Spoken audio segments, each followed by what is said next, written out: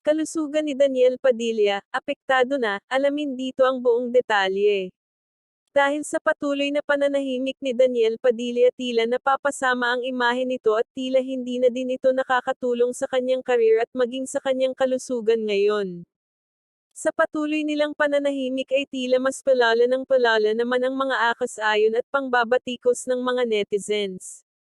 Matatandaan din na ilang mga iniidorsong produkto nito ang kumawala na sa kanya na ang iba pa nga dito ay mga naglalakihang kumpanya, ibig sabihin ay pati ang kanyang trabaho ay apektado na.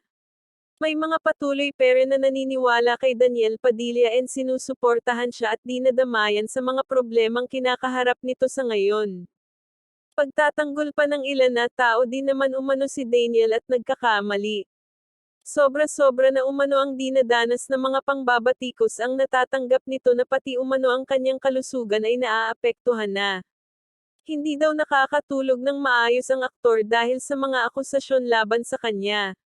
Nitong nakaraang araw lang ay spotted na pumunta sa Siargao ang aktor kasama ang kanyang kapatid para mag-relax at pakapag-isip-isip. Gayunpaman kahit na nag-enjoy ito, makikita pa rin sa kanyang nga mata na may bakas ng lungkot at tila may dinadalang problema. Marami din ang natutuwa na makita si Daniel na nag-enjoy at nabibigyan ng time ang kanyang sarili.